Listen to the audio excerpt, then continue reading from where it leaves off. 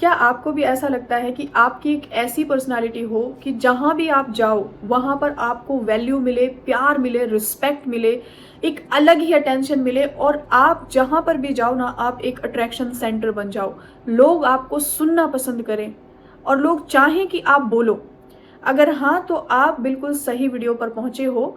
और आज मैं आपको साइकोलॉजी के अकॉर्डिंग भी और कुछ लॉ ऑफ अट्रैक्शन की चीज़ों को मिक्स करके मैं आज की वीडियो में आपको बताऊंगी कि आप ये कैसे बन सकते हो।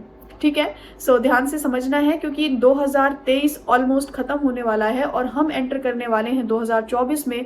और हम एंटर करेंगे एक ऐसी ही पर्सनालिटी के साथ जहां पर हमारी एक अलग ही एक चार्म हो, एक हमारा अलग ही एक ऑरा हो कि भाई कोई साथ में बैठ जाए ना, उसको ऐसा लगे कि आपको बोलने की ज़रूरत ना पड़े, आपके पास बैठने से ही इस इंसान को कुछ आपके अंदर यूनिक फील हो, कुछ डिफरेंट फील हो।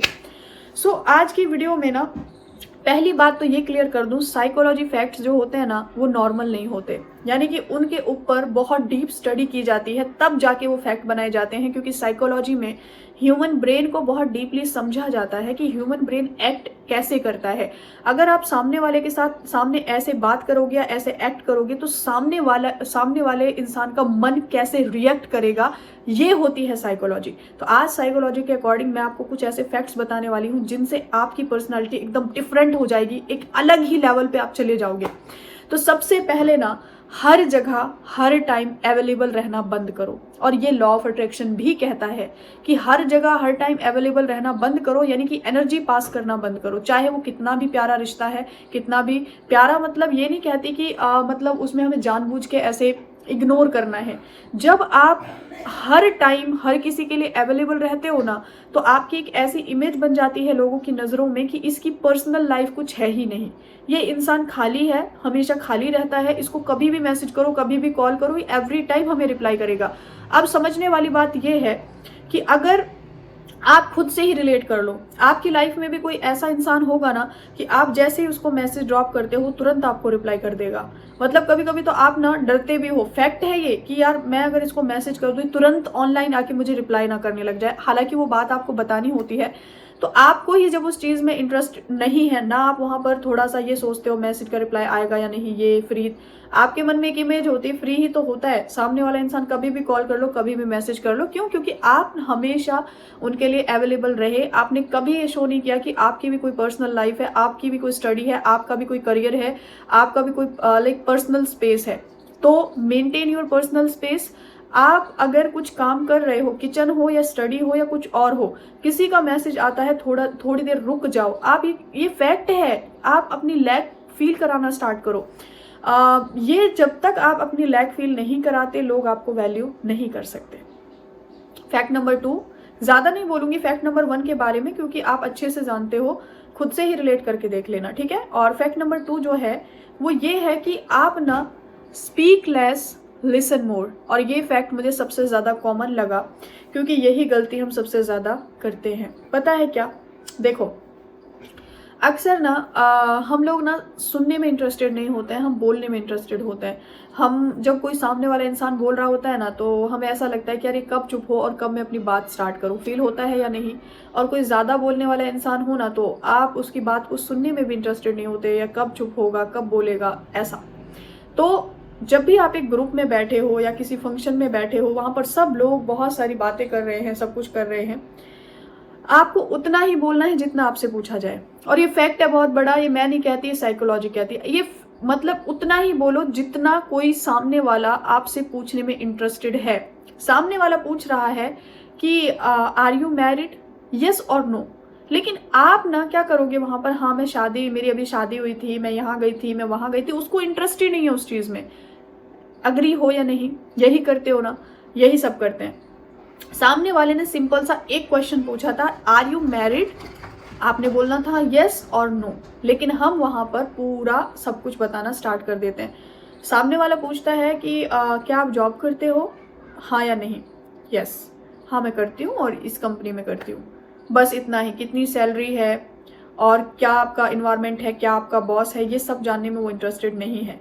तो बात ये है कि आपकी जो पर्सनालिटी है ना वो इंटरेस्टेड इसलिए भी नहीं रहती कि आप सबके सामने खुली किताब हो, आप मिस्टीरियस हो ही नहीं, आपके बारे में सबको सब पता है, खासकर रिलेशनशिप्स जो होते हैं ना, उनके बारे में तो आप खुद ही पता नहीं क्या क्या बता के रखते हो। तो सामने वाला ना आप में इंटरेस्टेड होता ही नहीं, सामने वाला नहीं, सामने वाले आसपास के, लाइक कजन्स के बीच में बहुत होता है कि सामने वाला पूछना ही नहीं चाहता, हम बताना चाहते हैं। तो थोड़ा सा मिस्टीरियस बनना है, थोड़ा सा, बहुत ज़्यादा बोलने की आदत है और टॉपिक्स पर बात करेंगे, लेकिन हमारी पर्सनल लाइफ के बारे में हम उतना ही बोलेंगे जितना सामने वाला सुनना चाहता है। ठीक है। तीसरा जो फैक्ट है वो ये है कि आप ना, मतलब कई बार लोगों के साथ हमारे कुछ, मैं झगड़े की बात नहीं कर रही हूँ, आप ना बोलकर मत दिखाओ, कुछ चीज़ें ऐसी होती हैं आप उन पर एक्शन लेके दिखाओ, इससे भी काफ़ी हद तक हमारी इमेज घटती है। जैसे कि आपको कोई इंसान पता होगा ऐसा, जो एग्जाम्पल के तौर पे आप किसी को बोलते हो कल से पक्का मैं वर्कआउट स्टार्ट करने वाली हूँ, कल से पक्का मैं रेस स्टार्ट करने वाली हूँ, कल से पक्का मैं डाइटिंग करने वाली हूँ। आप सिर्फ बोल रहे हो लेकिन कभी आपने उस पर एक्शन लिया ही नहीं। तो ये सामने वाले के मन पर ना आपकी फेक इमेज बना देता है कि इससे कुछ होता नहीं है, ये सिर्फ बातें करती है। ये तो हो गया एक नॉर्मल केस। अब आ जाते हैं रिलेशनशिप में, इसका क्या इंप्रेशन जाता है, बहुत बुरा।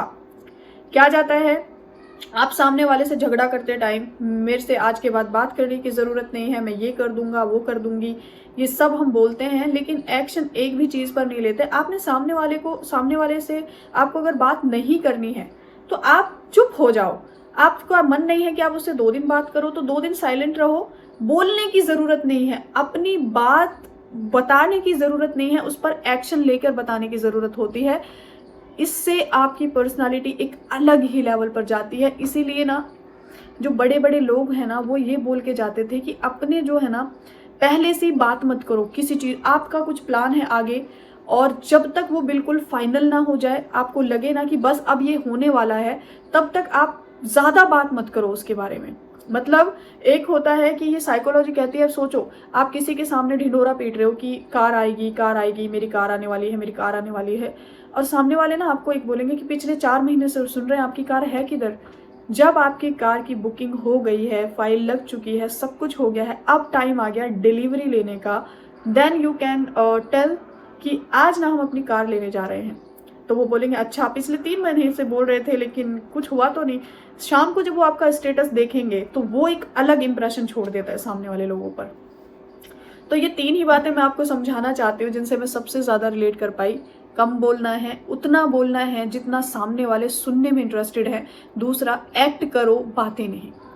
जैसे कि स्टडी के लिए हम हर रोज़ बोलते हैं अपने फ्रेंड्स से या टीचर्स से, या हम ऑफिस में कुछ ना कुछ एक्शन लेने के लिए हम हमेशा बोलते रहते हैं कि हमें ये करना है, वो करना है, आज से देखना मैं ये कर दूंगी, वो कर दूंगी, लेकिन हमें एक्ट नहीं करना। इससे हमारी पर्सनालिटी बहुत डाउन चली जाती है लोगों की नज़रों में। अब यहाँ पर थोड़ा सा तड़का लगाते हैं सेल्फ लव का। ये तो हमें करना है, साथ में जो मेरा मेडिटेशन है सेल्फ लव वाला, उसमें एक लाइन है, मुझे सब सुनना चाहते हैं, मुझे सब देखना चाहते हैं, मुझे सब मतलब महसूस करना चाहते हैं। मॉर्निंग की शुरुआत करो उसके साथ, आप देखो आपकी पर्सनालिटी में ऑटोमेटिक वो चेंजेस आएंगे। और वैसे भी बात करनी है तो अपने बारे में, अपने लिए हम अपने आप से बहुत सारी बात कर लेंगे, सेल्फ टॉक, अगर हमें बहुत ज़्यादा बोलने की आदत है। और दूसरा, आप हमेशा बोला करो कि आई am proud of my self, मुझे अपने आप पर गर्व है, मुझे अपने आप पर गर्व महसूस होता है। जब मैंने ये बोलना स्टार्ट किया, मुझे नहीं पता कि आने वाली लाइफ में कौन सी मैं ऐसी चीज़ें करूँगी कि मुझे खुद पर प्राउड फील होगा, नहीं पता था उस वक्त, लेकिन मैं बोलती थी कि आई am proud of my self. मुझे अच्छा लगता था कि मुझे अपने आप पर गर्व महसूस होता है। लेकिन आज जब वो चीज़ें मेरी ज़िंदगी में हैं कि हर एक एक्शन पे जब मैं अपनी नज़र डालती हूँ, तो मुझे सच बताऊँ तो मुझे प्राउड फील होता है खुद पे, है ना। इसलिए मैं आप लोगों को बोलती हूँ कि मुश्किल कुछ भी नहीं है, छोटे छोटे चेंजेस हैं। और साइकोलॉजी फैक्ट्स को ना कभी भी इग्नोर नहीं किया करो। वो इंसान कैसे इंसान कैसे रिएक्ट करता है, उसका मन कैसे एक्ट करता है, कैसे किस बात का उसके मन पर इंप्रेशन जाता है, वो सब आपको साइकोलॉजी बताती है। हर कोई वैल्यू करेगा। 3 चेंजेस लेकर आओ, साथ में सेल्फ लव मेडिटेशन को ऐड कर लो, और साथ में एक affirmation, I am proud of my self, मुझे अपने आप पर गर्व महसूस होता है। सोचो, इस अफर्मेशन का कुछ भी हो सकता है आपकी ज़िंदगी में, पता नहीं आप कब क्या क्या ऐसा कर जाओ कि आपको खुद पर सच में गर्व महसूस होगा, आपकी फैमिली को गर्व महसूस होगा, आपके आसपास के लोगों को गर्व महसूस होगा। लॉजिक मत लगाओ कि क्या करूँगी मैं। लिटरली जब मैं ये बोलती थी, मैं एक नॉर्मल कुछ भी नहीं था, सब नॉर्मल होता है जैसे एक जर्नी में। आज ड्रीम हाउस से लेके अपने जितने भी सपने हैं उनको पूरा करने से लेकर, और एक और रेस्पॉन्सिबिलिटी अपने भाई की शादी। अक्सर हम देखते हैं कि भाई बहनों के लिए बहुत कुछ करते हैं, लेकिन मैं प्राउडली कह सकती हूँ कि मैं एक बहन होकर सारे भाइयों वाले फ़र्ज़ निभा रही हूँ। मेरे पापा हमेशा बोलते थे कि काश मेरा बेटा बड़ा होता। क्यों? क्योंकि उनको सपोर्ट चाहिए था। उनको लगता कि अगर लड़का बड़ा होता और लड़की छोटी होती तो उनको ऐसा लगता कि मेरा बेटा ज़्यादा जल्दी मेरे साथ सपोर्ट में खड़ा हो जाता। लेकिन आई एम प्राउडली सेड कि मैं वो कर रही हूँ। और उनको वो बेटे वाली जो चीज़ें होती हैं, जो लोग बेटों से एक्सपेक्ट करते हैं, वो सब मैं करके दे रही हूँ। ये मेरे लिए बहुत बड़ा प्राउड मोमेंट है। And I am really grateful कि हर एक फैमिली मेम्बर के लिए, आप सबके प्यार के लिए, ऊपर वाले के लिए, और अपनी जर्नी के लिए, हर उस इंसान के लिए जिसने यहाँ तक पहुँचने में मेरी मदद की है। So I am proud of you तो बोला था ना मैंने, कैसे होगा मुझे भी नहीं पता था। उस दिन एनिवर्सरी थी, गई, अबंडेंस थी तभी तो, और मम्मी के लिए एक अनएक्सपेक्टेड सरप्राइज़ दे दिया।